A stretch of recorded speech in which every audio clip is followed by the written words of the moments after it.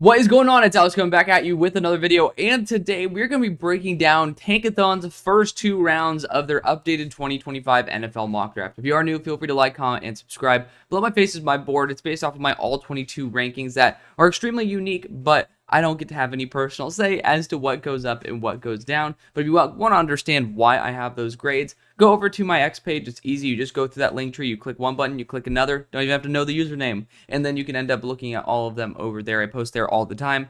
Really over like 10,500 tweets. Kind of crazy. Y'all love the shit posting over there, but I'm very active over there. But also, feel free to use our sponsor of the show, UnderDog Fantasy, also in that link tree, or just use the code HAILMARY when you sign up. But let's get into this. Let's have a good time. I'm going to be away for the holiday season, so this is not updated for Monday Night Football.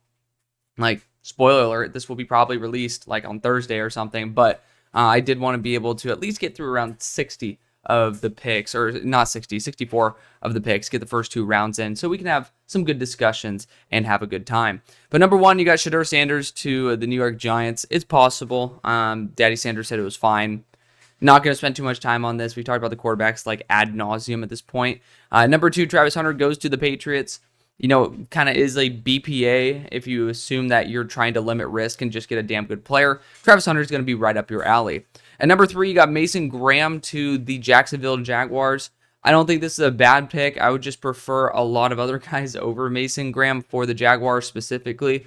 Like, you do have Mason Smith who's still developing, and forgetting the other LSU defense interior drafted last year. I'm not going to say that defense interior should be off your radar, but I'm saying at number three overall, there's a lot bigger return on investment moves that you can make. Cam Ward goes at number four, and I also know this is not like a super crazy like draft guru here, but Cam Ward goes at number four to the Titans. It is very possible now that Cam Ward or Shedeur Sanders is going to be the pick for the Titans. At number four, I still have my concerns as to the value, but Cam Ward could be on. I mean, I would love to see him pretty much be like the next Warren Moon kind of guy. And number five, you got T-Mac going to the Cleveland Browns. I don't think this is out of the realm of possibility. They don't really have a very loaded receiving core outside of Jerry Jeudy right now. And so you can end up getting yourself a massive X receiver here with T-Mac to pair up with your guy. But again, this class has a lot of really good receivers. I don't think that you need to go after a wide receiver in the first. But if you feel inclined, not going to stop you. At number six, you got Will Johnson to the Raiders. Will Johnson's a fantastic player. The Raiders going after best player available makes a lot of sense, but I also think that Abdul Carter might be even more logical for them. But I'm not going to complain if they do end up getting Will. Because, of course, the Panthers get my favorite player for them outside of Mason Graham and Abdul Carter. Never going to complain about this. Abdul has been fantastic all year long. This is the second mock draft in a row that I'm reviewing that Mykel Williams goes to the Jets. It's a little bit interesting seeing that. He's taken a step up this year, which is nice, but I still do not see him in the same light as Abdul Carter and the rest of the edge class. But we'll be doing reevaluations for the edge class soon enough. Still waiting on UNC defensive tape for Kamen Rucker. But regardless, Mykel Williams is someone who I do love, but it's just at number 8, maybe not love him that much. At number 9, we got Will Campbell to the Bears. I just want someone who can play a true left tackle spot if need be. I don't really trust Will Campbell to do that in the NFL at the same rate that he will be able to play interior. Of course, we'll see what they do in round number 2 because we're going to review both of the first rounds.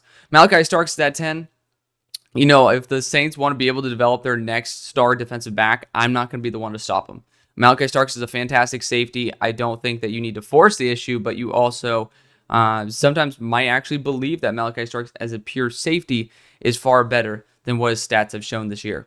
Kelvin Banks goes at 11 to the Niners. I think that upgrading right tackle spot and even the left guard spot is going to be extremely valuable, so you do have a really good option at either spot there. Jalen Walker goes to the Miami Dolphins.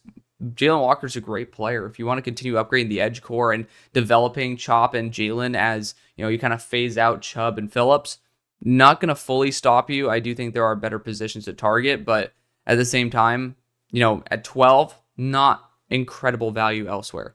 Colson Loveland goes at pick 13. I think to the Indianapolis Colts, great position, or a great team for him to go to.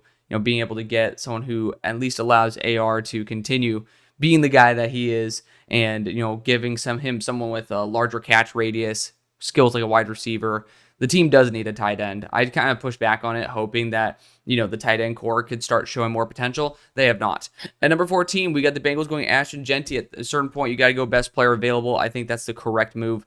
This guy is fantastic, and the Bengals have shown their desire to go after a back similar to Jeanty in terms of style and Khalil Herbert. So I'm not saying Khalil Herbert instantly signifies they're going to go running back round 1, but I do think if Ashton Jeanty's there, they have signaled that they've indicated that that is a position they're trying to fill or a role that they're trying to fill. And Ashton Jeanty's great.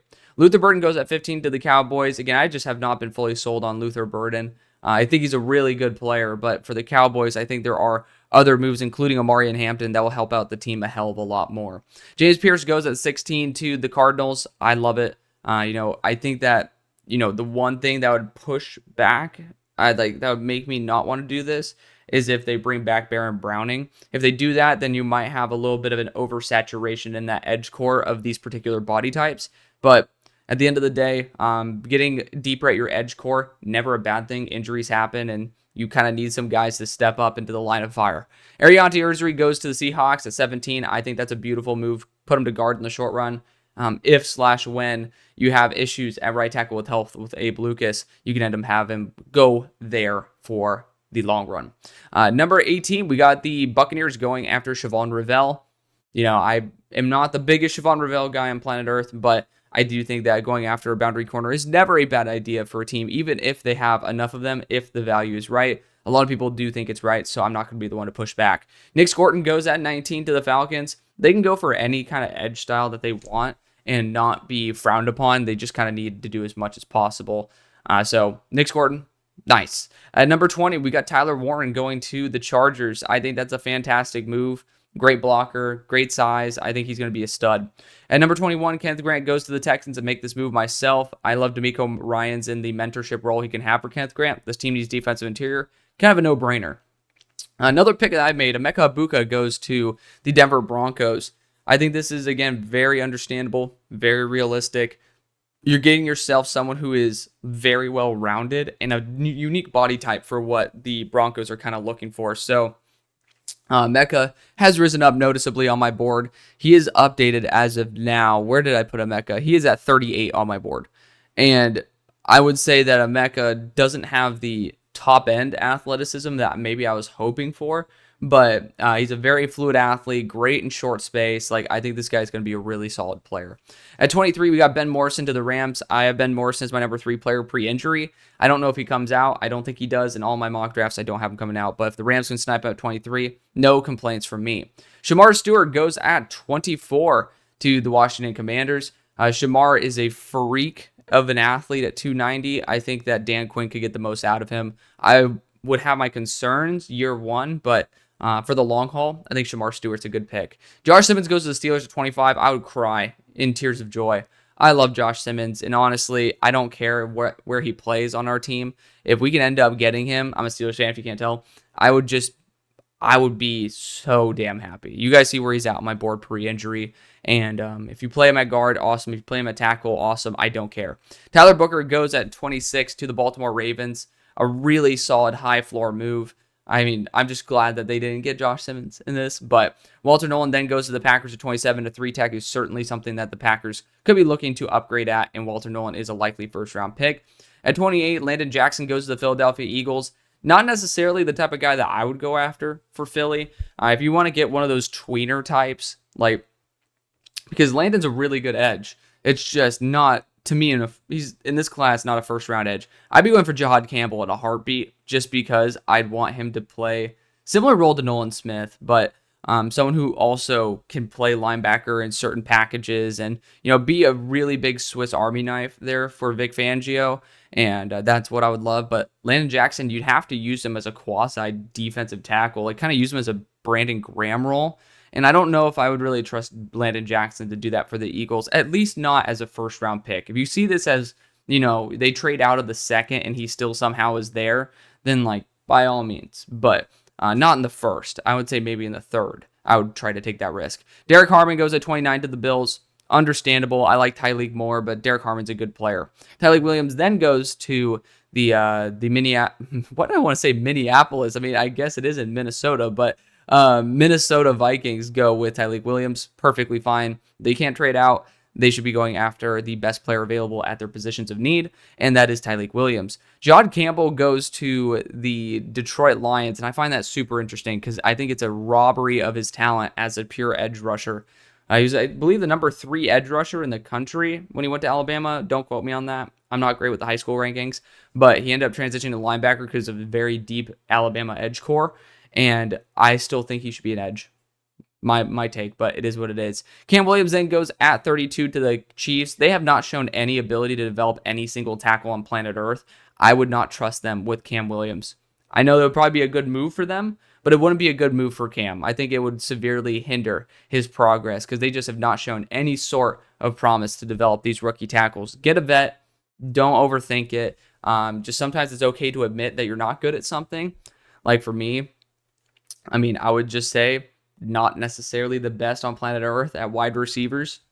Trying my best to get better and better, but I've adjusted my grading scale to allow for certain things that I've realized that I certainly don't have the full eye on. But for the Chiefs, they need to have some self-awareness and realize that developing offensive tackles, not their thing. At number 33, you got Wyatt Milam going to the New York Giants. He's going to fit somewhere on that offensive line. I would prefer Jonas Savainia for the fact that I trust him to potentially be a tackle. I don't trust Wyatt Milam as a pure tackle. A lot of people have said he has even over sub 32-inch arms. I'm not sure about that figure, but he's a big dude. Got to see him in person, and I don't think the Giants would be mad with him as a solid interior offensive lineman. Jonas Savainia goes to the Jaguars, and I think this is one of the best moves that you guys can make outside of going after a corner, because I wish that you guys went corner earlier. Jonas Savainia playing a guard role and potentially filling in for a tackle in case of injury is a great way to get some liability kind of like balance right there. Isaiah Bond goes to the Titans at 35. I think he returns to school. True junior, doesn't need to come out, and Texas has money. And this team certainly could upgrade with having a deep threat like Bond, but I don't know how Callahan would use him properly. At 36, Jalen Milroe goes to the Cleveland Browns. Reasonable. I don't think he should be going this high. I think he should be going in the 3rd round, but at the same time, Jalen Milroe could end up being a really good player. Same thing with Quinn Ewers, another guy who I'm just more reserved on than the consensus. His high-end play is fantastic, but his low-end play is absolute garbage, and there's no place for the low-end play in the NFL. He'll have to take some time to sit and develop, which the Raiders, I guess you do have the patience to at least deal with the BS because, well, don't need to make it obvious, but you guys are not in the best situation. So the floor is a little bit lower for you guys to be okay. Like the threshold's a little lower. Josh Connerly goes to the Patriots at 38. Excellent move. He's someone who probably will be going in the 1st round. He's had a fantastic year. He is 315, not 305. But, Josh Connerly has been powerful, athletic, and he's developed a lot this year. Jets going Nick Ebenwari wasn't on my bingo card, but I think it's a really good move. This team does need safety. I believe they're losing both of their safeties this year. So going to be kind of an issue that they need to address. Nick Ebenwari at 6'3", 227 is fantastic. Then the Bears go back-to-back, Mike Green and Deone Walker. Technically both guys who I'm lower on the consensus, but I do like Mike Green. I'm a little bit more reserved on Deone Walker, though, who I think needs time to grow and develop. But the Bears kind of did that with their last 2nd-round defensive interior with Gervin Dexter, and it's worked out. So hopefully it'll do the same with Deone Walker. Mike Green's a really solid edge rusher. It's just, again, I have some other guys that have above him. Jahdae Barron goes to the Saints. I think Jahdae Barron's a really solid defensive back. I would honestly be worried, though, that there's going to be way too much overlap there with Alontae Taylor, as well as now Malachi Starks on the team. I don't fully trust him to be on the boundary. At 43, we have the Niners going JT Tuimoloau. JT is someone who I literally have had in my top 15 now for a couple months. I think this dude is extremely underrated, and that's coming from somebody who used to say he's extremely overrated. Trey Amos is next at 44. Trey Amos is great, especially for the Colts who are looking for a big physical corner. Trey Amos is right up their alley. I think he's going to be a great guy. At 45, Donovan Jackson goes to the Bengals. Honestly, I know Ohio State guards are not really a huge thing, or Ohio State interior offensive linemen are not very favored there in Cincy, but this team definitely needs it. Both your guards are like bottom 5 in PFF grade, so I mean, PFF grade's not everything, but it's a good way for me just to simply point out a fact that they're not doing a great job. Amari Hampton then goes at 46. I don't think there's a way this guy escapes the first round, and I've been like notoriously against Amari Hampton. His development this year has been unbelievable. Max Hairston then goes at 47 to the Cardinals. I don't think that the Cardinals should get another thin corner. Like, they don't really have a corner that's legitimately well built in terms of height and weight. I don't think that's the area where they need to grow the most too. I would go after TJ Sanders, who does go next to the Miami Dolphins. They need defensive interior, and TJ Sanders is a really good player. Trey Harris then goes at 49 to the Buccaneers. They do need some help in the wide receiver core. Not going to push back on that. Princely Umami goes to the Seahawks at 50. Not really the biggest need, but honestly, just getting really good value at a position where they could get some guys at. Not going to complain. Harold Perkins goes at 51 to the Falcons. It's another player that I have always returning in my mock drafts. I don't think he comes out, but wouldn't be against the Falcons getting him if he does declare. Emory Jones goes at 52 to the Houston Texans. I think he'd be a really solid guard, and so that's actually not a bad move, even though Emory has sucked this year overall. Harold Fannin goes at 53 to the Broncos. Not really the exact prototype that you see for Peyton, but I think Harold Fannin's great. I don't think you can ignore him at that point. Eli Kyle Maynard goes at 54 to the Panthers. He's a really solid wide receiver. Not going to complain about that move at all. He's very reliable. I would just say, like, he kind of does feel like he fits with the other wide receivers, is not really standing out in any way, shape, or form. But continuing, Ollie Gordon goes at 55 to the Chargers. Do not think Ollie Gordon's worth it, but, you know, running back certainly makes sense. Marcus Bowe goes to the Commanders at 56. I don't think that they're going to be looking at interior offensive line. I think that's what Marcus Bowe is, friend of the show.